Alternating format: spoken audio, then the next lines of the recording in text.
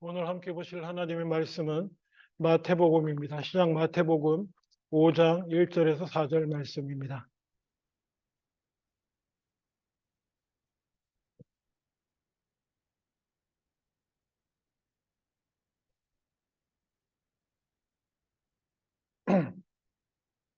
제가 가진 성경은 신약 성경 5페이지입니다.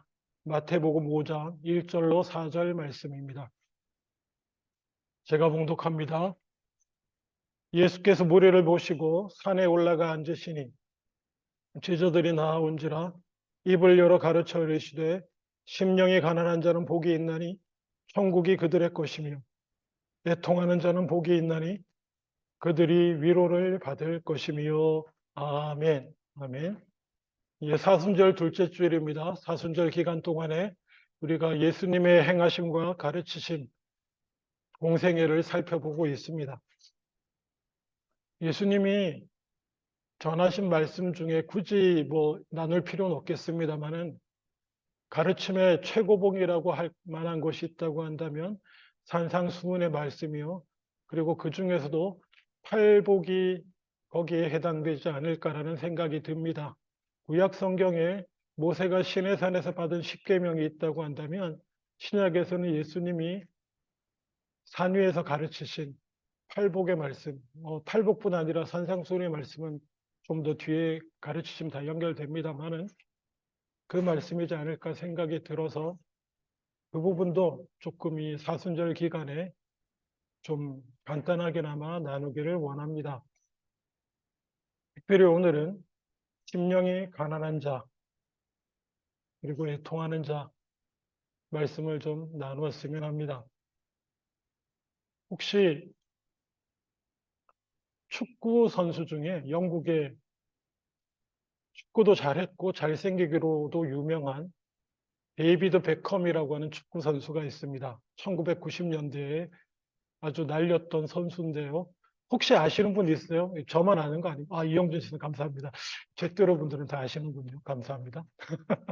하여튼 그런 진짜 지금도 데이비드 베컴 치면은 그냥 나옵니다. 딱 나오고요. 그리고 그 아내가 와이프가 유명합니다. 와이프가 또 1996년도에 데뷔한 영국의 걸그룹이 있어요. 스파이스 걸스라고. 저는 걸그룹 별로 안 좋아합니다. 하여간 유명한 걸그룹이 있었대요. 그 중에 멤버 중에 한 명인 빅토리아라고 하는 정말 세계적으로 유명했던 걸그룹 멤버와 또 결혼해서 또 큰 화제가 되었었습니다. 그래서 그런지 몰라도 넷플릭스에 베컴이라고 하는 다큐멘터리가 있습니다. 재밌어요. 보실만 합니다. 축구 다큐멘터리긴 한데 다큐멘터리를 보다가 재밌는 부분이 있어서 여러분하고 조금 나누기를 원합니다. 베컴은 뭐라고 그럴까요? 가난한 집안 출신으로 유명합니다.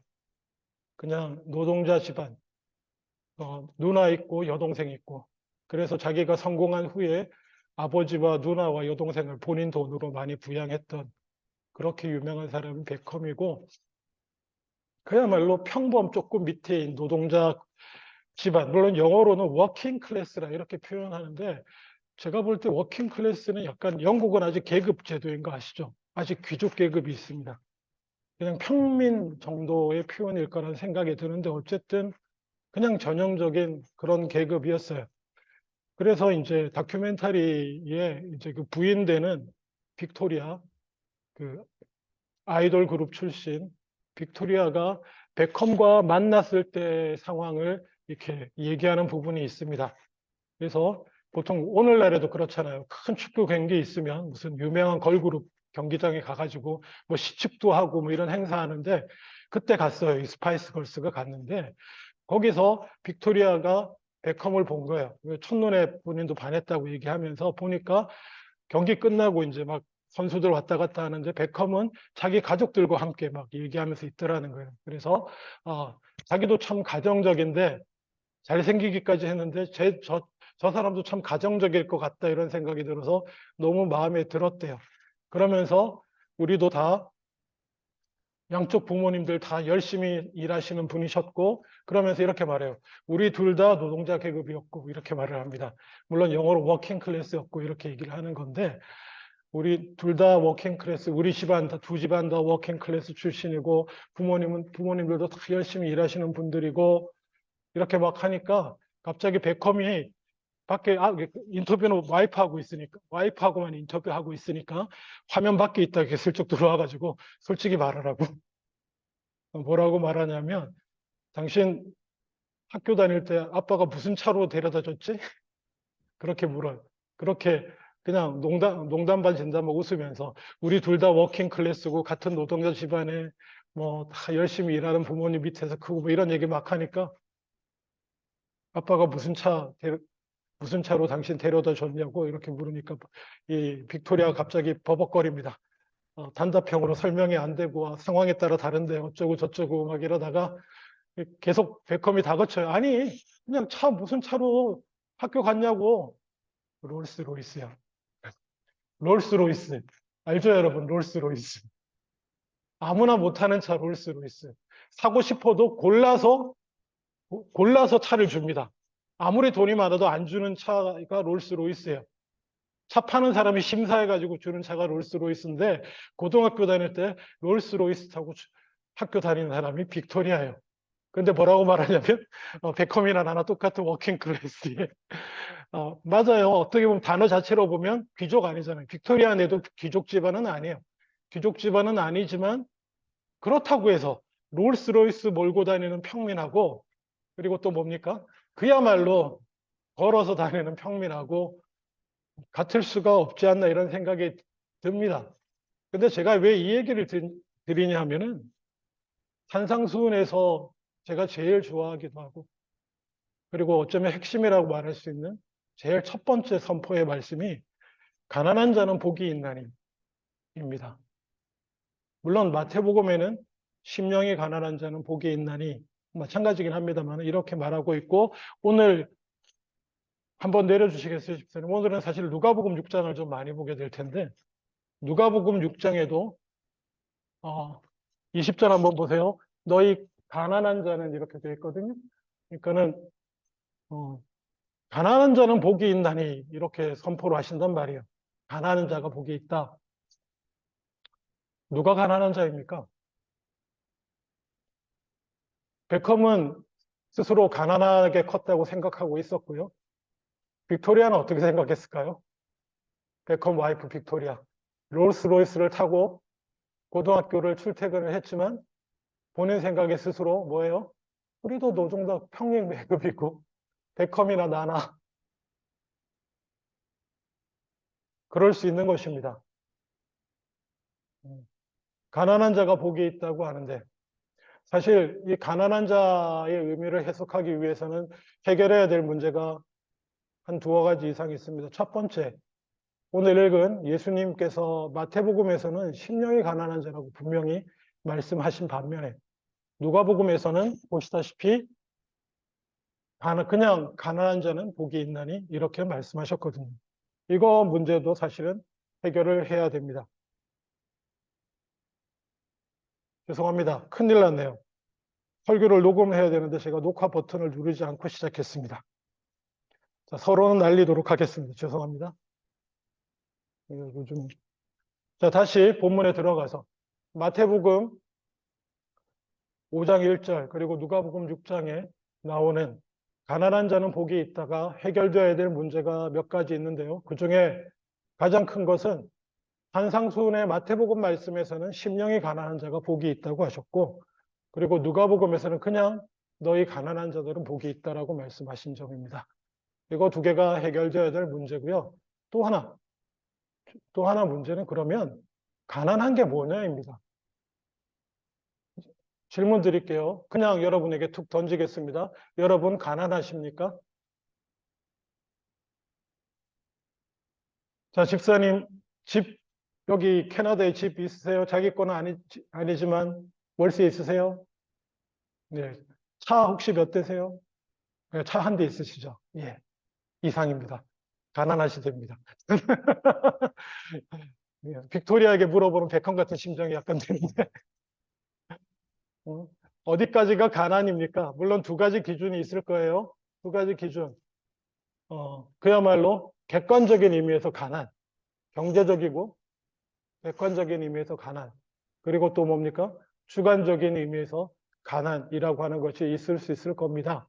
가난한 자가 복이 있다고 하셨는데 나는 가난한가? 에이, 잘 모르겠지만 복이 있다고 했으니까 가난이라고 해야지. 나는 가난한 자여야 해. 응?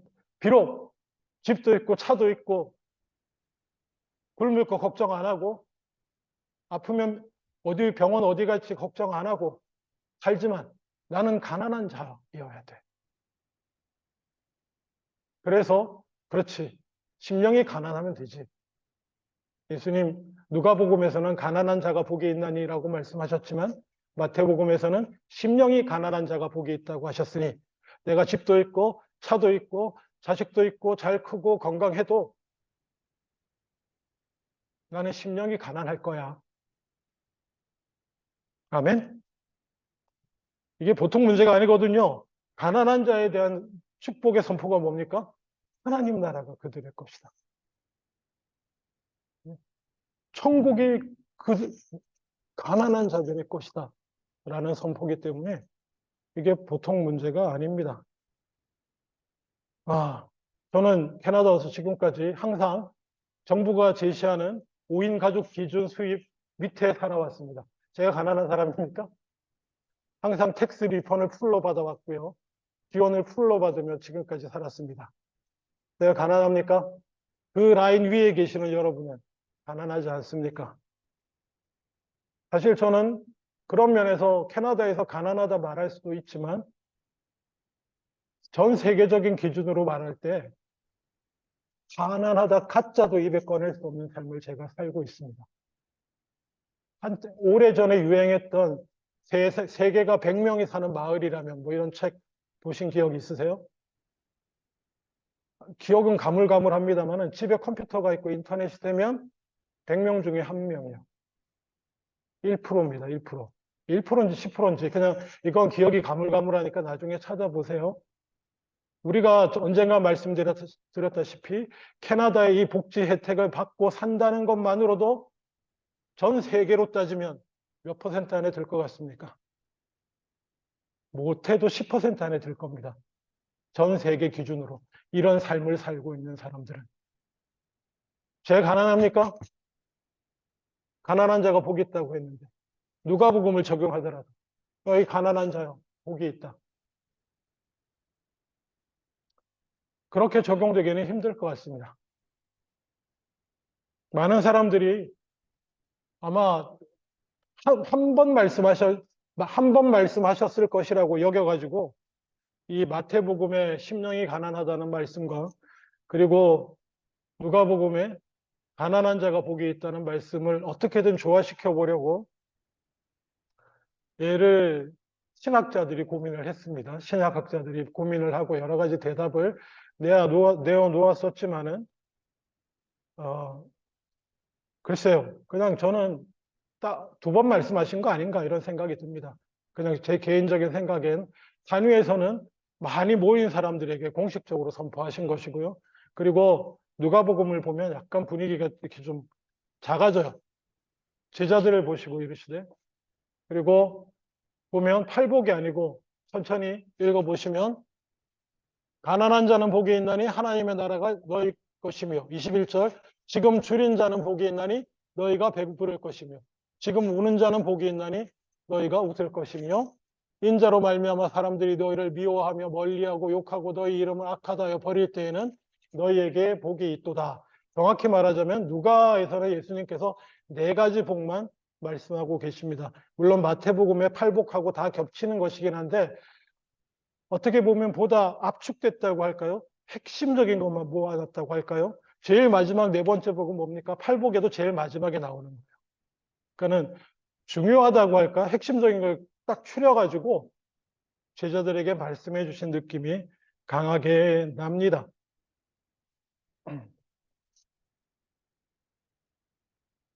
그런 의미에서 오늘은 누가복음을 통해서 가난한 자의 의미를 좀 살펴봤으면 좋겠습니다. 예수님이 선포하신 가난하다는 것의 의미가 보다 확실히 드러나는 것이 누가복음이라고 생각이 되기 때문입니다. 자, 보시면 방금 했던 것처럼 네 가지 네 가지 복이라고 말씀하신 부분이 있고요.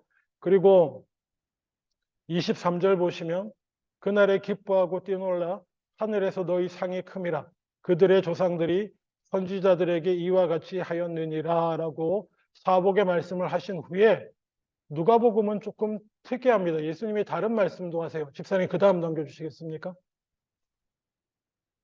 자, 24절에 그러나 하면서 그러나 화 있을진저 너희 부여한 자여 너희는 너희의 위로를 이미 받았도다. 화 있을진저 너희 지금 배부른 자여 너희는 주리리로다. 화 있을진저 너희 지금 웃는 자여 너희가 애통하여 울리로다. 모든 사람이 너희를 칭찬하면 화가 있도다. 그들의 조상들이 거짓 선지자들에게 이와 같이 하였느니라. 이건 또 무슨 말씀입니까? 이건 누가 봐도 대꾸입니다. 그러니까 대조를 이루려고 일부러 이렇게 말씀하신 거예요. 왜냐하면 아까 보셨다시피 23절에는 그들의 조상들이 선지자들에게 이와 같이 대했다. 그리고 오늘 읽은 지금 방금 읽은 이 부분에는 26절 그들의 조상들이 거짓 선지자들에게는 이와 같이 하였다. 이거는 두 개를 그냥 대조시키려고 말씀하신 거예요. 공식적으로. 그러면 이것만 보고 있으면 덜컹하지 않습니까? 아니, 돈 있으면 안 되는 겁니까? 부자가 되면 안 되나요? 그렇죠? 배부르면 안 됩니까? 웃으면 안 되나요? 항상 기뻐하라며. 이 교회 이름조차 기쁨의 교회인데. 웃으면 안 되나요? 웃는 자가 화가 있을지어다. 이거는 맥락에서 이해를 하셔야 돼요. 이렇게 적용하면 안 됩니다. 누가복음 전체를 봐도 예수님은 경제활동과 부에 대해서 존중하시고 긍정적이세요. 그리고 성경 전체를 보면 더더욱 그렇습니다. 예. 심지어 예수님의 첫 번째 기적조차도 뭡니까? 본인의 계획에 없었음에도 불구하고 어떤 첫 번째 기적이 뭡니까? 결혼식에 가셔가지고 포도주 떨어졌다니까. 포도주 떨어져서 흥이 다 깨지고 있으니까 포도주 만드셔가지고 그 기쁨의 결혼 잔치 분위기 살려주시고 그러신 거잖아요. 예정에 없던 기적도 행하시는 분이 예수님인데 이게 무슨 얘기냐? 이것은 아까 말한 누가복음에서는 앞에 네 가지 복에 대비되는 사람들이야. 그리고 좀 더 오늘의 본문을 명확히 이해하기 위해서는 27절입니다. 집사님 그 다음 내려주시겠어요? 27절. 예. 자, 또 그러나가 나옵니다. 또 한 번. 그러나 너희 듣는 자에게 내가 이르노니 너희 원수를 사랑하며 너희를 미워하는 자를 선대하며 너희를 저주하는 자를 위하여 축복하며 너희를 모욕하는 자를 위하여 기도하라. 너희 입뺨을 치는 자에게 적담도 돌려대며 내 겉옷을 빼앗는 자에게 속옷도 거절하지 말라. 내게 구하는 자에게 주며 내 것을 가져가는 자에게 다시 달라 하지 말며. 이걸 보면 더 명확히 알 수 있는 게 뭐냐면 마태복음의 산상수훈의 그 선포의 하나하나의 내용이 실제로는 어떤 의미를 전체적으로 어떤 의미를 가지고 있는지를 누가가 분명히 딱 보여줍니다. 그게 무슨 얘기냐? 처음에는 줄이고 가난하고 줄이고 우는 자가 복이 있고 그래서 사람들이 너희를 미워하고 욕하고 버릴 때에 복이 있다. 근데 지금 방금 27절에는 너희를 저주하는 자를 위해 축복하고 모욕하는 자를 위해 기도하고 미워하는 자를 선대하라. 요거 단어만 바꾼 거거든요. 단어만. 앞에는 미워하고 욕하고 버린다. 너희를. 근데 여기는 그런 자들에 대해서 우리가 어떻게 해야 된다고요? 너희를 미워하고 단어만 바꿔서 저주하고 모욕하는 자를 위해서는 기도해야 된다. 연결이 된다는 겁니다. 복과 근데 이 복이 어떤 의미에서 복이 되는지가 연결되는 거예요. 어떤 의미에서 복이라는 거예요? 우리를 핍박하는 자들이 있을 거기 때문에 그 핍박으로 인해서 복이 되는 거예요. 우리가 왜 슬프게 됩니까? 우리가 왜 애통하게 됩니까? 애통하는 자가 복이 있다는데. 여러분, 아, 주님, 제가 저기 어디에 투자를 했는데 집값이 폭락해가지고 애통합니다, 주님. 주식에 투자했는데 주식이 똥값이 됐네요, 주님. 애통합니다. 왜 애통하는 자입니까? 애통하는 자는 복이 있는 위로를 받은 것입니다. 물론 위로는 해드려야겠지만은 네. 애통이 다 애통이 아니라는 것입니다. 네. 울음이 다 같은 울음이 아니라는 거예요. 예수님이 말씀하시는 바는 이겁니다. 언제 우는 것? 우리가 주님의 이름으로 22절 인자로 말미암아 사람들이 우리를 미워하고 멀리하고 욕하고 버려서 애통한 겁니다. 아멘. 그래서 애통하고 그래서 힘든 거예요. 울 수밖에 없어요. 그러면 복이 있는 겁니다. 그러면 저주를 이해할 수 있습니다. 저주는 어떻게 이해가 됩니까? 그렇게 주의 이름으로 사는 자들을 핍박하는 자들에게는 저주가 있는 것입니다. 그렇지만 그거는 하나님이 하실 일이고 우리는 그 저주하고 모욕하고 미워하는 자를 위해서 기도해야 되고 그렇죠? 입뺨을 치는 자에겐 젖뺨을 돌려대고 겉옷을 빼앗는 자에게 속옷도 거절하지 말며 내게 구하는 자에게 주며 30절 내 것을 가져가는 자에게 다시 달라 하지 말며 달라 하면 다 주다 보면 어떻게 될 것 같습니까, 여러분? 가난해지는 겁니다. 아멘? 가난해져요. 달라는 놈이면 다행이지. 뺏어가는 놈도 있다는 것입니다. 무엇이든지, 그게 무엇이든지 단순히 물질적인 것만을 얘기하지 않습니다. 우리의 갖고 있는 것들 중에 우리가 주의 이름으로 누리며 그리고 섬기며 살아가는 것들을 뺏어가는 자들이 있습니다. 달라고 하는 사람들도 있고요. 마땅히 나눠야 될 부분도 있고요. 그러면 가난해지는 것입니다. 그렇게 가난한 거예요. 제가 코인에 올인 했는데 주님 쪽박 찼습니다. 가난해졌나요? 심령이 좀 가난해질 수도 있겠네요. 그러고 이제 더 이상 길이 없어가지고 주님을 찾으면 심령이 가난해진 것일 수도 있겠습니다. 다행히. 뭐 그건 은혜입니다. 그건 은혜지만 적어도 누가복음에서 말하는 예수님이 가난한 자라고 말씀하셨을 때 그 가난은 빼앗는 자에게 거절하지 않고 뺏겼고요. 뭐 내게 구하는 자에게 거절하지 않고 줬고요. 그렇게 살다 보니 수고하고 애쓰는 중에 세상 사람 같으면 벌써 이만큼 쌓고 이만큼 벌었어야 됐는데 그러지 못할 수 있는 그런 가난한 사람들, 그렇게 가난하게 된 사람을 말하지 않을까 싶습니다. 그리고 그런 사람은 자연스럽게 뭡니까? 그 심령도 가난합니다. 아멘. 주님의 이름으로 예수님처럼 내어주고 뺏기고 입뺨을 치는 자에게 젖밤을 내는 것도 뺏긴 것입니다. 아멘. 입뺨을 치면 같이 입뺨을 때려줘야 무승부예요. 나도 한 대, 너도 한 대. 아니면 돈이라도 주고 한 대 10,000원 그렇게. 그러면 뺏기지 않은 거예요. 그런데 뺏긴다는 것은 입뺨 맞고 아무것도 안 한 게 뺏긴 것입니다. 아멘. 입뺨까지 내주면 더 뺏긴 것입니다. 그런 사람이 가난한 사람입니다. 그러다 보면 가난해져 있습니다. 그러다 보면 슬픕니다. 애통해요. 그렇죠? 그게 가난한 자, 애통하는 자가 가지는 의미입니다. 그런 사람이 누구예요? 하나님의 자녀고요. 그런 사람에게 천국이 그의 것입니다. 아멘. 여러분, 가난한 자가 되시기 바랍니다. 누가 가난한 자지? 이런 거 생각하지 마시고 가난한 자가 되는 삶을 살아가시기 바랍니다. 가난한 자가 됨으로 애통하시는 삶 살아가실 수 있기를 주님의 이름으로 축원합니다. 위로받을 뿐만 아니라 적어도 누가 뭐래도 여러분은 천국 백성이 되시는 줄로 믿습니다. 누가 뭐래도 그런 사람은 하나님 나라의 자녀입니다. 기도하겠습니다. 아버지 하나님, 가난한 자로 살아가게 하여 주시옵소서. 돈이 없고 먹을 것이 없는 것이 아니라 주의 이름으로 베풀고 섬기고 용서하고 나누다 보니 어느덧 가난해져서 주님밖에 의지할 것이 없는 자가 되게 하여 주시옵소서.